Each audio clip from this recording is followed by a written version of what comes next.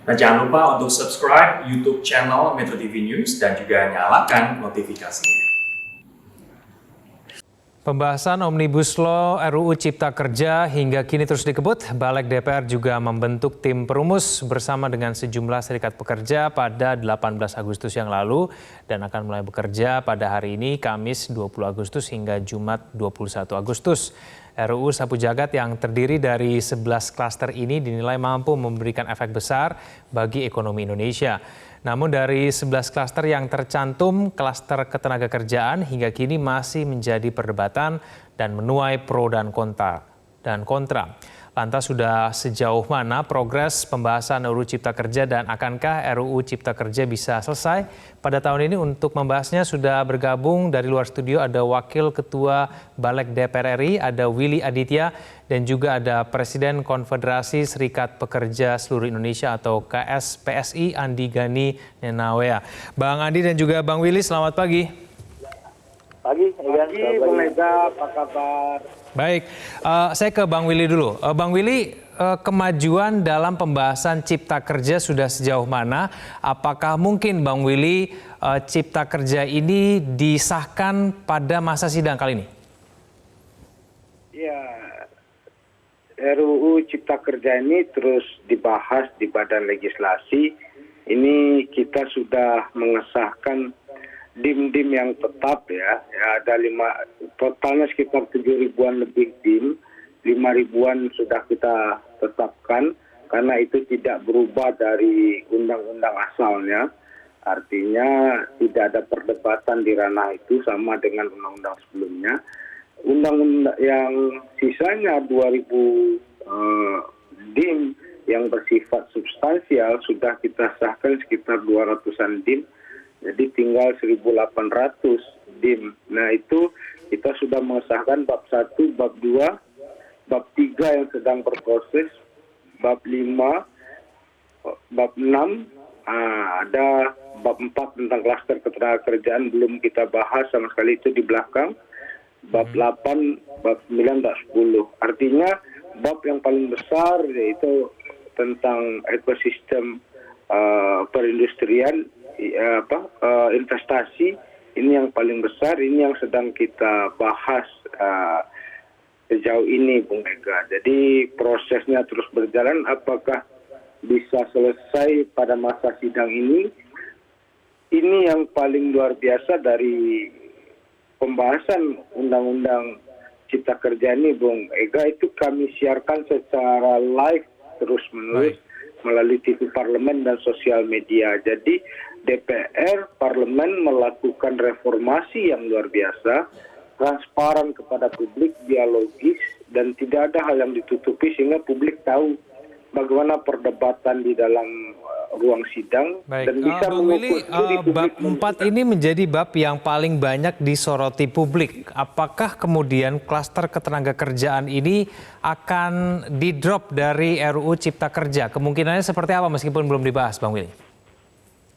Ya, tentu sesuai dengan perintah Presiden, karena RUU ini inisiatif dari pemerintah, dia dibahas di belakang ya. Nah, kemudian pemerintah membentuk tim teknis yang kemudian mengakomodir apa yang menjadi aspirasi dari kawan-kawan serikat pekerja dan serikat buruh gitu. Jadi dibentuklah tim teknis yang kemudian menjadi tim tripartit itu, melibatkan asosiasi pengusaha, pemerintah gitu. Nah, ini sejauh ini belum diserahkan hasilnya oleh Kementerian Tenaga Kerja kepada kami di Balik, karena kami masih membahas hal yang lain. Nanti pada waktunya akan diserahkan.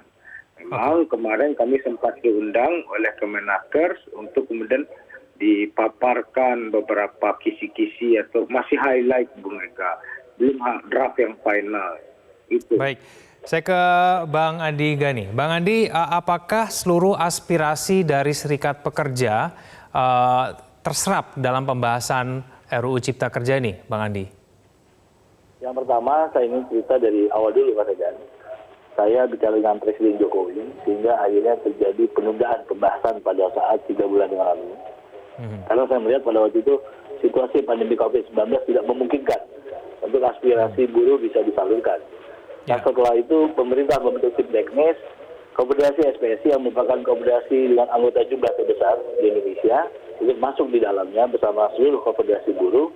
Dan kami melihat pada saat itu tidak ada perundingan, hanya menyampaikan syarat, hanya menyampaikan keinginan dari buruh. Jadi yang kami inginkan adalah perundingan pasal per pasal, bagaimana secara detail, secara spesifik, kenapa kita menolak, kenapa pemerintah menginginkan seperti ini. Dan akhirnya diputuskan dua konfederasi buruh terbesar, KSPSI dan KSPI, waktu itu keluar dari tim. Tetapi kami membuktikan bahwa kami tidak anti berunding, karena itu ketika DPR RI membuka ruang cukup luas, kami masuk lagi dalam tim teknis yang disampaikan oleh Bang Willy tadi, dan besok rencananya besok sampai beberapa hari kemudian ke depan untuk membahas secara detail pasal per pasal. Tapi yang kami sarankan oleh DPR, oleh Balik juga kepada Panja, waktunya sangat terlalu sempit, hanya 3 hari. Kalau bahasannya sangat mencakup nasib buruh yang sangat rentan ke depannya. Terima kasih, Pak. Ya, poin-poin apa Bang Andi sebetulnya yang menjadi concern dari pekerja ini dalam Cipta Kerja ini? Kemungkinan hilangnya yaitu yang pertama adalah potensi hilangnya upah minimum, karena disoroti ada upah minimum provinsi yang akan ditambahkan. Kalau upah minimum kabupaten dihilangkan, artinya saya beri contoh Mas Egan, Karawang sekarang sudah 4 juta lebih. Kalau disesuaikan dengan upah minimum provinsi, dia akan tinggal 1,8 juta. Itu salah satu contohnya. Yang kedua, potensi hilangnya pesangon. Ada, karena aturan yang ada dalam Undang-Undang Nomor 13 itu dihilangkan dalam Undang-Undang Cipta Kerja. Soal outsourcing, yang hampir dilepas di semua jenis pekerjaan yang sekarang hanya 5. Contohnya seperti catering, tenaga ahli, dan sekarang hampir dibebaskan semuanya. Lalu waktu kerja yang sangat tidak terbatas. Kalau sekarang pada waktu Undang-Undang 13 ada waktu kerja yang terbatas, ini dilepas sesuai dengan perjanjian kerja dengan si pemberi kerja. Yang kedua soal tenaga kerja asing. Saat ini aturan Undang-Undang 13, ketika Mas Egan ingin memasukkan tenaga kerja asing, langsung ada rencana penggunaan tenaga kerja asing dan aturannya sangat ketat. Ya. Dan juga dalam undang-undang ini Cipta Kerja itu dihilangkan juga.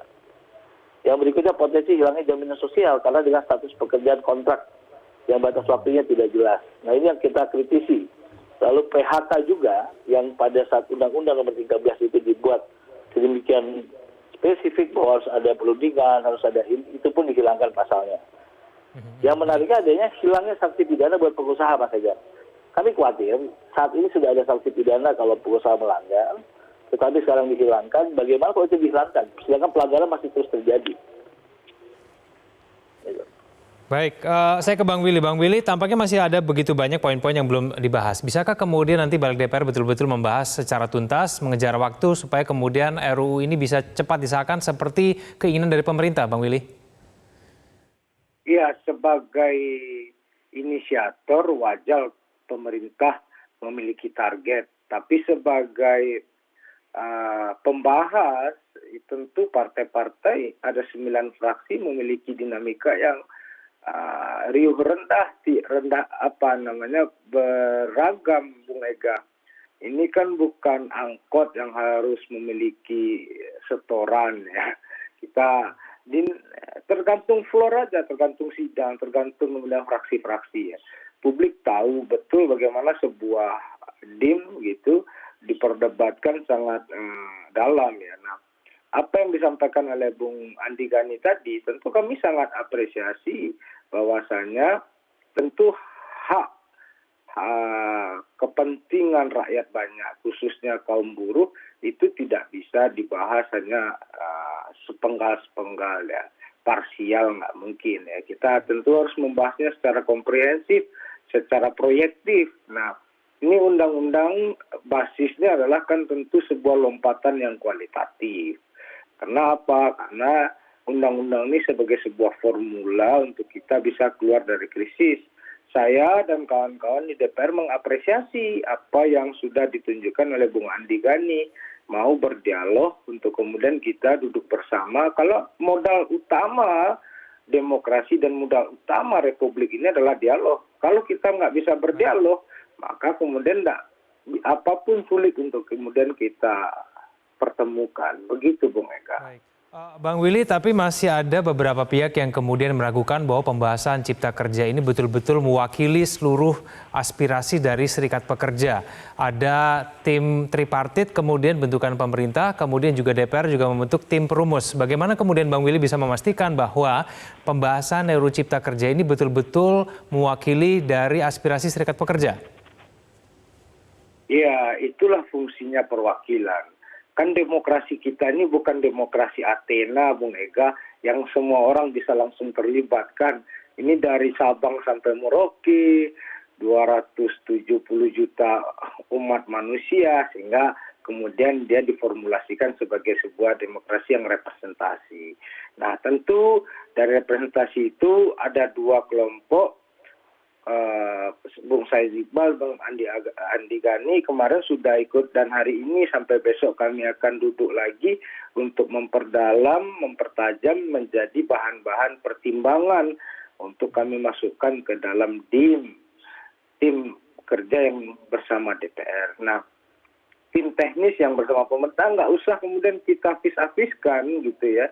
Hidup ini kan kurang dan lebih ya. Di sanalah kemudian fungsinya toleransi. Dalam demokrasi itu tidak ada yang bisa absolut dan memaksakan kehendak, Bung Ega. Jadi kita tidak berbicara tentang garansi, tapi kita berbicara proses untuk kemudian berdialog untuk mempertemukan kepentingan satu dan lain. Jadi ini bukan egois atau ego sektoral, bukan. Tapi ini bagaimana kemudian kita memanfaatkan ruang berdialog satu sama lain. Baik, Bang Willy dan juga Bang Andi, kita lanjutkan dialog kita di segmen selanjutnya. Mohon ditahan, kita akan kembali usai jeda berikut ini. Kembali bersama kami di Metro Pagi Prime Time. Kembali kita lanjutkan diskusi kita. Saya ke Bang Andi. Bang Andi, menurut dari KSPSI sendiri, perlu tidak sih sebetulnya DPR membentuk tim perumus membahas mengenai Cipta Kerja ini? Menurut saya sangat perlu dan dibutuhkan. Itu memang tugas DPR sebagai wakil rakyat. Dan kami juga berterima kasih kepada Bang Willy dan kawan-kawan bersama Pak Dasko sebagai wakil ketua DPR yang punya concern yang sangat luar biasa untuk ini. Kami membuktikan bahwa buruh tidak hanya menyalurkan pendapatnya di jalanan dengan demonstrasi dan sebagainya. Kami siap berunding dan kami mempunyai argumentasi yang jelas. Satu hal yang kami harus tekankan adalah buruh tidak menolak investasi. Jadi jangan ada a priori menyampaikan bahwa koperasi buruh anti investasi, anti tenaga kerja asing, itu sama sekali jauh. Yang kita inginkan adalah keadilan untuk tenaga kerja dan buruh Indonesia. Jangan ketika investasi masuk, buruh ditinggal. Itu yang kita inginkan, bahwa ada kesepahaman antara DPR dan mengerti akan maksud kami secara spesifik, secara detail pasal per pasal. Dan juga saya minta bukan hanya kita diminta saran pendapat, tapi pembahasan itu yang sesungguhnya adalah kita membahas, kita menjadi mitra bagaimana Koperasi Buruh memandang RUU Cipta Kerja seperti apa. Gitu, Mario. Tapi dari serikat pekerja yang tergabung dalam tim perumus ini mengkhawatirkan, Bang Andi, kalau tim serikat pekerja yang tergabung dalam tripartit itu tidak betul-betul membahas Cipta Kerja atau bahkan dianggap sebagai tukang stempel. Benarkah demikian, Bang Andi? Menurut saya, kami sama-sama berjuang untuk bagaimana meningkatkan kesejahteraan pekerja. Tidak ada anggapan seperti itu, salah menurut saya. Tapi memang ini negara demokrasi, kita mempunyai pendapat yang berbeda. Tentu itu dibolehkan oleh demokrasi, Mas Ega. Jadi kalaupun teman-teman yang tergabung dan tim tripartit menyampaikan bahan yang lain dan tim perumus ini menghasilkan hal yang lain. Nah, tadi Bang Willy juga menyampaikan bahwa tinggal DPR RI bersama fraksi-fraksi bagaimana menilai masukan-masukan yang ada, dan ini berimbang.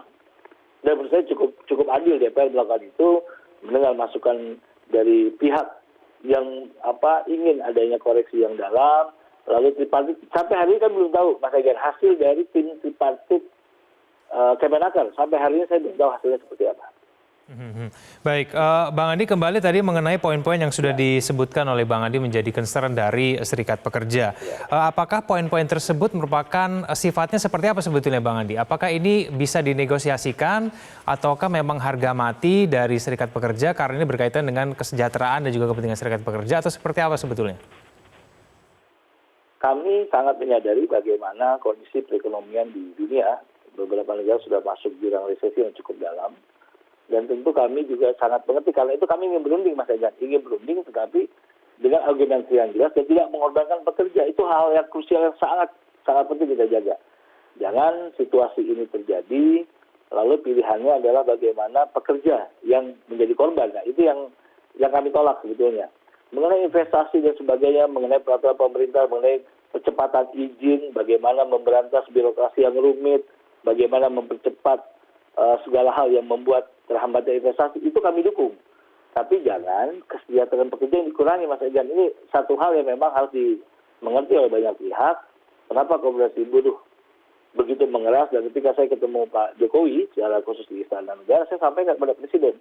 Dan akhirnya pada waktu itu Presiden mengambil keputusan untuk menunda dulu sampai semua pembahasan ini bisa matang dan diajak semua stakeholder berbicara mengenai argumentasi masing-masing. Itu berbeda argumentasi pemerintah, berbeda argumentasi Koperasi Buruh. Makanya saya sebagai pimpinan Koperasi Buruh ASEAN juga menerima laporan dari 12 negara anggota saya di ASEAN Trade Union Council. Vietnam yang tadinya nol virus corona sekarang sudah mulai masuk dan mulai ada guncangan. Malaysia, Singapura bahkan sudah mulai memasuki resesi sekarang. Kami terus berkomunikasi dan hal ini tidak hanya terjadi di Indonesia, tapi seluruh pemerintah di negara ASEAN mengajak bicara serikat pekerjanya untuk bagaimana membahas keluar dari masalah ini sama-sama. Dan ini yang kita inginkan di Indonesia, dan ini terjadi. DPR membuka ruang, pemerintah juga membuka ruang, dan kami menyampaikan betul-betul argumentasi yang baik. Bagaimana, kenapa kami menolak, kenapa kami tidak ingin ini, kenapa kami tidak ingin itu secara jelas, Mas. Kami jelaskan betul di penjelasan kami. Baik, saya kembali kepada Bang Willy. Bang Willy, kalau misalnya memang masih ada dinamika dari DPR sendiri yang mungkin berkaitan dengan Cipta Kerja ini bisa membuat pembahasan ini molor begitu, apakah kemudian dari balik ada target sendiri? Bang Willy, kira-kira kapan kemudian kita sebagai masyarakat bisa betul-betul melihat Omnibus Law yang betul-betul sudah selesai dibahas dan betul-betul mewakili kepentingan dari semua pihak, Bang Willy? Ya, tentu kami juga berharap seperti itu. Kita bekerja secara optimal, Bung Ega, tapi ini kan terhalang oleh libur ini kan. Kamis, Jumat, Sabtu, Minggu ini. Hari Senin kami akan meneruskan. Ini ada sekitar 1.800-an DIM lah yang tersisa. Semoga ini bisa selesai dengan ekspektasi yang tadi Bung Ega sampaikan, bisa merangkul dan kemudian kita bisa menjadikan ini formula untuk kita maju ke depan seperti apa yang dipidatokan dan dicita-citakan oleh Pak Jokowi. Satu, Indonesia yang memiliki investasi, pertumbuhan ekonomi yang kemudian sesuai dengan target, apalagi sekarang kita mengalami krisis yang berkelindan dengan pandemik, di mana pertumbuhan kita sudah minus.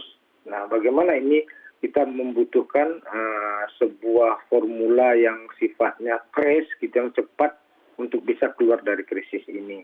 Ya, kita bersama-sama lah, sama-sama untuk bisa berdialog gitu. Karena memang klaster yang tertinggal ini, khususnya nanti klaster ketenagakerjaan yang bab 4 ini, kalau dialognya bagus ya, suasana kebatinannya saling kemudian melempatkan kepentingan nasional, kepentingan orang banyak untuk bisa di atas semua kepentingan, maka kemudian saya sangat optimis ini bisa selesai dengan menempatkan kepentingan kita secara proporsional masing-masing gitu, Bung Eka. Oke, baik. Bang Andi sendiri, Serikat Pekerja, apakah memang masih percaya diri bahwa Cipta Kerja ini bisa dikatakan merupakan salah satu solusi untuk membantu ekonomi Indonesia pulih pasca pandemi COVID-19, Bang Andi? Yang pertama, ada 11 klaster di RUU Cipta Kerja. Dari sekian itu ada banyak hal yang positif sebetulnya. Di luar klaster tenaga kerjaan ya, seperti saya sampaikan tadi bahwa adanya pemotongan birokrasi yang sangat rumit yang harusnya orang untuk investasi izinnya 3 bulan, 4 bulan, sekarang hanya 1-2 hari. Lalu dipotong lagi tidak banyak meja yang harus dilalui untuk keluar sebuah izin. Nah, ini kami dukung betul, Mas Egan. Tetapi seperti saya sampaikan tadi bahwa kenapa Koperasi Buruh menyampaikan argumentasi yang sangat kuat. Yang terpenting buat kami adalah yang sudah ada peraturannya, yang sudah sangat baik untuk buruh, jangan dihilangkan. Kalaupun ditambah itu untuk kebaikan bersama. Dan kami juga tidak menutup pintu perundingan. Nyatanya kami sekarang bersama DPR membuka diri dan masuk dalam tim perumus. Tidak asal menolak, tidak asal kami kita tolak, yang penting kita menolak. Tidak seperti itu. Kami menyampaikan secara jelas pasal per pasal detail bahwa kenapa menolak, lalu kita buat sandingannya secara jelas supaya DPR juga bisa melihat langsung. Oh ini kenapa menolak rekomendasi buruh ini sandingannya seperti ini dan akibatnya seperti ini. Sangat jelas Mas Egan. Jadi kami mendukung kemudahan investasi, tetapi kami tidak mendukung kalau hak-hak pekerja itu dikurangi atau dihilangkan dari peraturan yang sudah ada seperti Undang-Undang 13.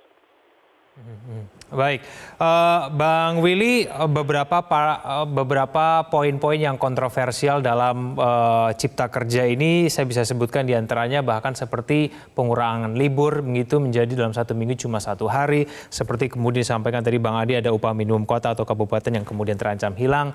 Bisa tidak kemudian DPR memastikan bahwa pembahasan Cipta Kerja ini betul-betul terbuka supaya kemudian masyarakat tahu poin-poin mana saja yang kemudian kontroversial, mana yang kemudian betul-betul bisa dibahas sehingga kemudian masyarakat tidak terkaget-kaget lagi begitu ketika mendengar ada poin-poin yang kontroversial dalam RUU ini, Bang Willy? Ya, kalau itu nggak perlu diminta, Bung Egan, oleh publik. Itu sudah terjadi, bahwasanya proses pembahasannya sangat terbuka.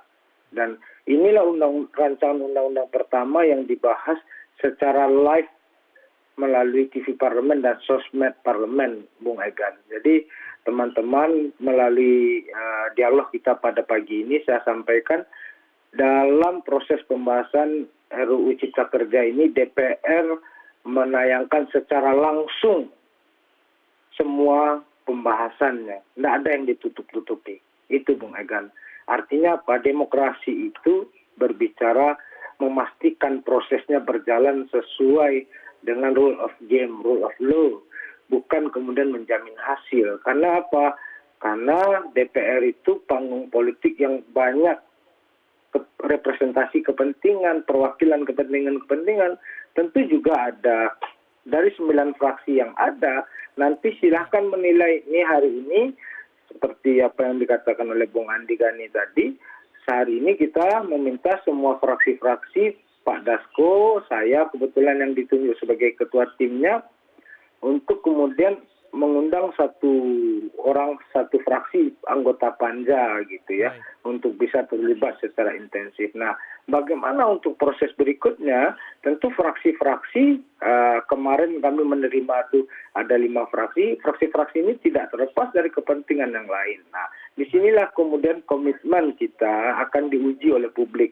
Nanti publik atau Bung Andi Gani dan kawan-kawan bisa melihat siapa yang benar-benar memperjuangkan aspirasi buruh di dalam ruang sidang. Sehingga ketahuan bukan lain di depan, lain di belakang gitu. Begitu Bung Egan.